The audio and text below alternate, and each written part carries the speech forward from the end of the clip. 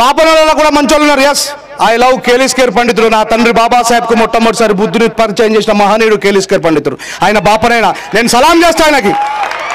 నా తండ్రి బాబాసాహెబ్ అంబేద్కర్ గారు పాస్ అయిన తర్వాత విదేశాలకు వెళ్ళి చదువుకోవడానికి బిడ్డ నువ్వు బాధపడకు అని చెప్పి రామ్జీ సక్పాల్ గారి దగ్గరకు వచ్చి అదే కేలిస్కేర్ పండితుడు బాపునైనా బాబాసాహెబ్ అంబేద్కర్ గారు చేయబట్టుకొని ఇగో బరోడా సంస్థాన మహారాజు షియాజీ రాజా గాయక్వాడ్ గారు ఈ దేశం నుంచి విదేశాలు చదువుకోవడానికి వెళ్ళేటువంటి వ్యక్తులకి ఆయన స్కాలర్షిప్ ఇస్తారని చెప్పి తీసుకొని పోయాడు. మంచోళ్ళని మంచిగానే అంటాం, మంచోళ్ళని మంచోళ్ళే అంటాం. మరి ఉన్నది అనద్దు, ఊర్లో ఉండదంటే ఎట్లా?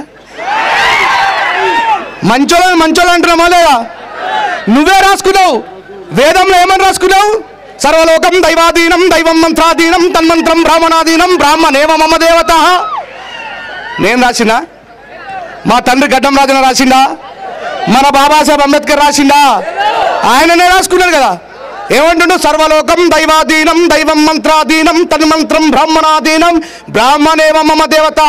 సర్వలోకం దేవుడి చేతిలో ఉంది, దేవుడు మంత్రం చేతిలో ఉన్నాడు, ఆ మంత్రం బాపనుడు చేతిలో ఉన్నది. పాడముండా కొడుకులారా నేనే దేవుని అన్నాడు.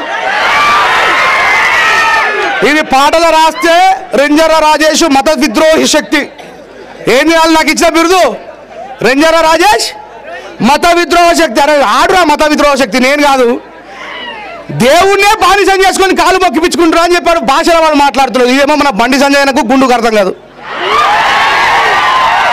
ఇక పొద్దున్న లేస్తే ఒకటే లొల్లి, ఇక వేరే ముచ్చట ఏముండదు వాళ్ళది. దేశాన్ని ఇప్పుడు భారతదేశంలో 28 రాష్ట్రాలు ఉన్నాయండి, కరెక్టే కదా? ఆ 29 రాష్ట్రాలు ఉన్నాయి. ఒక తెలంగాణ పక్కకు పెట్టు, కేరళ పక్కకు పెట్టు, తమిళనాడు పక్కకు పెట్టు, మరి మిగతా అన్ని జాగాలలో ఏం జరుగుతుంది? ఈ దేశంలోన బీజేపీ వచ్చిన తర్వాత దళితుల మీద, బీసీల మీద, మైనార్టీల మీద, క్రైస్తవుల మీద అనేకమైనటువంటి దాడులు జరుగుతున్నాయి. నన్ను ప్రశ్నించద్దు అంటే ఎట్లా?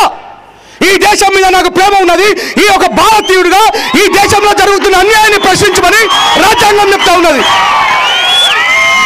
ఒక అమ్మాయి చేల్లో పని చేసుకుంటా ఉంటే ఒక దళిత అమ్మాయిని 7 ఠాకూర్లు రేప్ చేసి, ఈ రేప్ చేసిన సంగతి వేరే వాడికి చెప్పొద్దని ఆమె బ్రతుకున్నగానే నాలుక కోసేసి ఇది పోలీస్ స్టేషన్ వరకు నడిచిపోవద్దని ఆమె నడుముని విరిచేసి పక్క పక్కలు విరిచేసి హింసించి చంపితే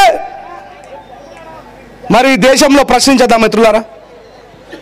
అయ్యా ఒక స్త్రీకి రక్షణ లేదు, భారత్ మాతాకి జై అంటున్నావు. ఉందా దేశంలో? అందుకే రాసిన ఏమని? భారత మాతకు జై అని గర్జిస్తారు. ఆ బొమ్మకి చెవిలో కూడా ఆడోళ్ళకి ఏరు. మీరు చూడండి, ఆ వీడియోలలో కనబడుతుంటే ఒక్కొక్కరు ఎవరైనా ఆడోళ్ళ కార్యకర్త వస్తే అని ఇట్లా గించుతారు. ఆ వీడియోలలో కనబడుతుంది, నేను క్రియేట్ చేయలే. వి షుడ్ రెస్పెక్ట్ ఉమెన్ అని మాట్లాడుతున్న బాబాసాహెబ్ అంబేద్కర్ చెప్తాడు, ఒక దేశాన్ని కొలవనం చేస్తే, ఒక దేశం యొక్క చరిత్రని వెనుకకు ముందుకు కొలవాల్సి వస్తే ఆ దేశంలో స్త్రీ ఫ్రీడమ్ గా ఉంటే, ఆ దేశంలో స్త్రీ ధైర్యవంతురాలు అయితే ఈ ప్రపంచంలో అన్నిటికంటే గొప్ప దేశం అదే అన్నాడు బాబాసాహెబ్ అంబేద్కర్ గారు. ప్రశ్నించమని చెప్పిండు బాబాసాహెబ్ అంబేద్కర్ గారు. ఎవరినైనా సరే ప్రశ్నించకపోతే ఈ దేశంలో రాను రాను అబద్ధమే రాజ్యం వెళ్ళబోతుంది. జాగ్రత్త మిత్రులారా. బాబాసాహెబ్ అంబేద్కర్ రాసేటువంటి రాజ్యాంగం జోలికి ఎవడొచ్చినా సరే వదిలేదు లేదు.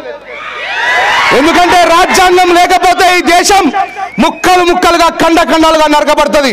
ఎప్పటి వరకైతే ఈ దేశంలో క్రైస్తవులు, ఎప్పటి వరకైతే ఈ దేశంలో ముస్లింలు, ఎప్పటి వరకైతే ఈ దేశంలో సిక్కులు, ఎప్పటి వరకైతే ఈ దేశంలో బౌద్ధిస్టులు ఉంటారో అక్కడక్కడ నా వీడియో రికార్డ్ చేసుకోవడానికి వచ్చేటువంటి వాళ్ళకి చెప్తున్నా, తమ్ములు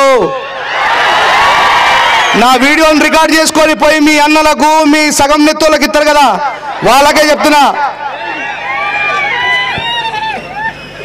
ఈ దేశంలో క్రైస్తవుడు ఉన్నంతసేపే నిన్ను హిందూ అంటారు, ఈ దేశంలో ముస్లిం ఉన్నంతసేపే నిన్ను హిందూ అంటారు, ఈ దేశంలో సిక్కోలు ఉన్నంతసేపే నిన్ను హిందూ అంటారు. వాళ్ళు పోయిన తర్వాత నిన్నేమంటారు? నరేందర్ రెడ్డి అని అంటారు, సాగర్లో పాపన్న అంటారు, లేకపోతే ఇంకోటి అంటారు, మాలోల రాజేష్ అంటారు, మాదిగోల సుమన్ అంటారు. అంతే అంటారా కదా? అప్పుడు నేను ఎవడు హిందూ అన్నాడు? బిడ్డ గుర్తుపెట్టుకో, ఈ దేశంలో బాబాసాహెబ్ అంబేద్కర్ రాసిన రాజ్యాంగం ఉన్నంతసేపు మాత్రమే ఈ దేశం ప్రపంచంలో అన్నిటికంటే సుభిక్షమైన దేశంగా ఉంటుంది. అంబేద్కర్ గారు రాసిన రాజ్యాంగం ఒకవేళ వెళ్ళిపోతే ప్రపంచంలో అన్నిటికంటే టెర్రరిస్ట్ దేశం భారతదేశం అవుతుంది. గుర్తుపెట్టుకో. నేను చాలా సందర్భాల్లో చెప్తా, ఈ దేశం మతం ప్రకారం నడవదురా బేవకూఫ్, రాజ్యాంగం ప్రకారం నడుస్తా అని చెప్తా. అది ఏ మతము లేదు. నువ్వు లా ఇలాహ ఇల్లల్లాహ్ ముహమ్మద్ రసూలుల్లాహ్ అనుకుంటావు, నువ్వు మసీదులో ప్రేయర్ చేసుకో, నీకు ఆ ఫ్రీడమ్ ఇచ్చాడు బాబాసాహెబ్. ఆర్టికల్ 24, 25, 26 మత స్వేచ్ఛను ఇచ్చిండు నీకు. నువ్వు ఒకవేళ అత్యధికంగా ముస్లింలు ఉన్నటువంటి ఏరియాలలో నువ్వు గణపతి పండుగ చేసుకుంటా అని చెప్పి పెట్టుకున్నావు. అక్కడ 1000 కుటుంబాలు ముస్లిం వాళ్ళే ఉన్నాయి, కేవలం 2 కుటుంబాలు మాత్రమే హిందువులై ఉన్నాయి. అక్కడ నువ్వు గణపతి పండుగ పెట్టుకుంటా అంటే కొద్దిమంది ముస్లింలలో జ్ఞానం లేని వాళ్ళు, చల్ ఏ ఇधर नहीं लगा सकते तुम, ये हमारा इलाका है निकाल दो यहाँ से, అంటే नहीं चलता, పోలీస్ आके गान में डांटता. అట్లాగే అత్యధికంగా హిందువులు ఉన్న ఏరియాలో పీర్ల పండుగ చేసుకుంటే ఏం రో తురుకోడా, నువ్వు వేరే దేశం నుంచి వచ్చినటువంటి మతం ఈడ వేయద్దు అంటే నడవది, వేస్తారు లోపలేసి. అదే రాజ్యాంగం ఈ దేశంలో నిన్ను రక్షిస్తుంది, వాణ్ణి రక్షిస్తుంది, అందరినీ రక్షిస్తారు నాయన. అది అర్థం కాక రాజ్యాంగాన్ని ఎవడు చదవక ఆ పేజీ ఓపెన్ చేయక ఇది మాల మాదిగోలది, ఇది మాల మాదిగోలది, ఇది మాల మాదిగోలది, ఇది మాల మాదిగోలది. భారతదేశంలో ఉన్నంత మంది దేశద్రోహులు ఏ దేశంలో కూడా ఉండరు. ఎందుకంటే 90% ప్రజలకు అసలు రాజ్యాంగమే తెలియదు. కనీసం రాజ్యాంగంలో ఉన్నటువంటి ప్రథమ పేజీ తెలియదు, రాజ్యాంగంలో ఉన్నటువంటి ప్రాథమిక హక్కులు తెలియదు, రాజ్యాంగంలో ఉన్నటువంటి మనిషిని మనిషిగా ప్రేమించాలా గౌరవించాలా అనేటువంటి శాసనాలు తెలియదు. కానీ మేం భారతీయులం, అవునా కాదా? నిజంగా అడుగుతా, సమాధానం చెప్పండి. మీలో ఎంతమంది బైబుల్ చూసుంటారు? చేయలేపండి. బైబుల్ చూసిన వాళ్ళు very good. Bhagavad Gita very good. Quran, రాజ్యాంగం చూసిన వాళ్ళు ఎంతమంది చేయలేరు? చేయలేపుడు కాదు, మైక్ ఇచ్చి పంపిస్తా. రాజ్యాంగం 3వ పేజీలో ఏమున్నదో, రాజ్యాంగం 2వ పేజీలో ఏమున్నదో చెప్పాలి. ఒక మైక్ సిద్ధం చేయబోయే, అయిపోయిందా? మైక్ అయిందా?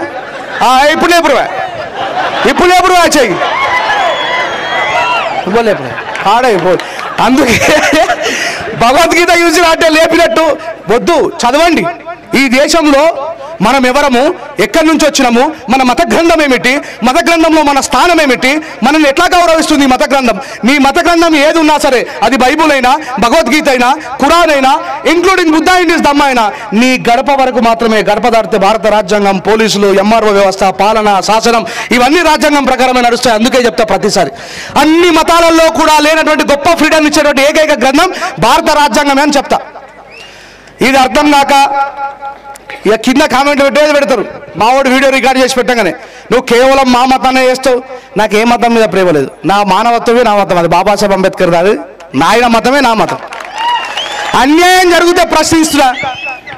ఇక చాలా మంది ఇక్కడికి వచ్చిన తర్వాత చెప్పారు, అన్న మొత్తం మతంలో మునిగిపోతున్నారు, దేశం మీద ప్రేమ కాక దేశంలో కొద్దిమంది ప్రజల మీద ద్వేషాన్ని పెంచుకుంటా ఉన్నారు.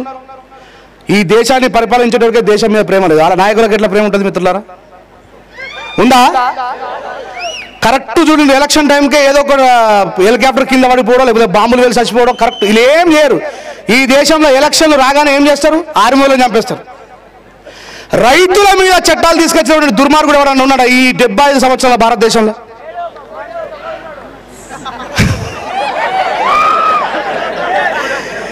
ఇది మాట్లాడొద్దట, మళ్ళా ఇది మాట్లాడొద్దట.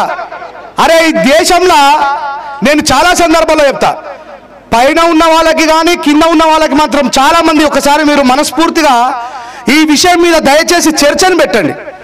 భారతదేశంలో బెంజు కారు తయారు చేయలేవాడు, భారతదేశంలో టెలిఫోన్ తయారు చేయలేవాడు, భారతదేశంలో టీవీ తయారు చేయలేవాడు, భారతదేశంలో నేను మాట్లాడుతున్న మైకు తయారు చేయలేవాడు.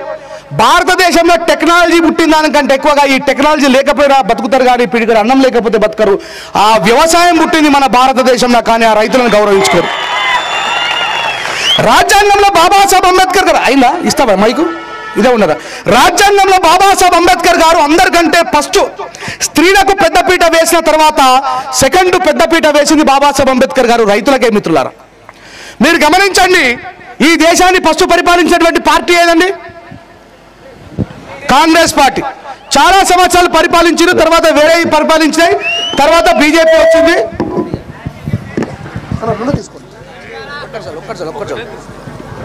హలో హలో అయితే బాబాసాహెబ్ అంబేద్కర్ గారు రైతుల కోసం ఏమేం చేశారో ఒక 4 విషయాలు చెప్తా. ఇది నా ద్వారా మీరు నేర్చుకొని దీని ఊరలోకి వెళ్ళిన తర్వాత మీరు ప్రభావితం చేయండి.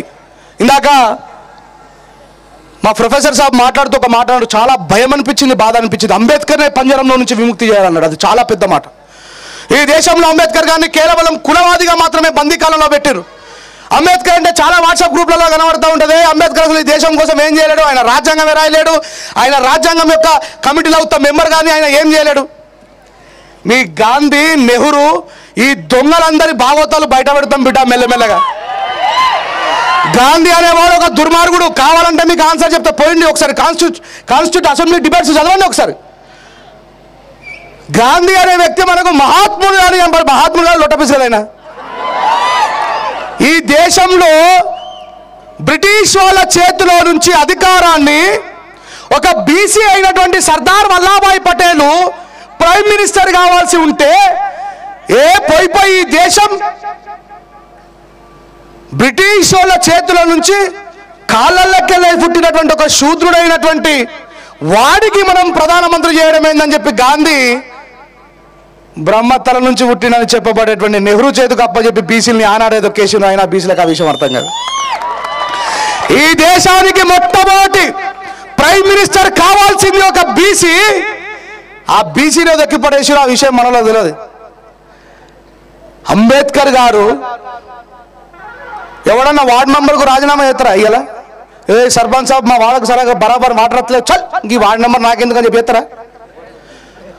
ఈ దేశానికి మొట్టమొదటి న్యాయశాఖ మంత్రి పదవిని స్త్రీలకు విముక్తిని ఇవ్వకపోతే, బీసీలకు 52% రిజర్వేషన్ ఇవ్వకపోతే ఈ దేశంలో చేయలే శ్రమనే పెట్టుబడిగా పెట్టి బ్రతుకుతున్నటువంటి వ్యక్తులు బీసీలు.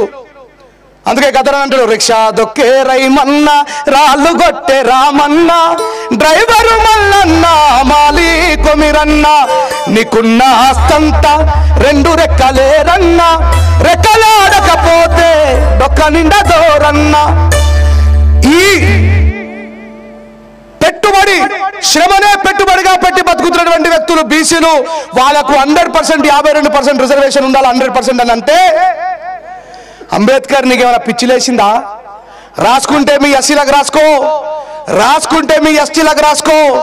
మా బీసీల కోసం, ఈ బీసీలు ద లార్జెస్ట్ కమ్యూనిటీ, మేజర్ సింహభాగమైనటువంటి బీసీల కోసం ఎందుకు మాట్లాడుతున్నావు నువ్వు అని చెప్పేసి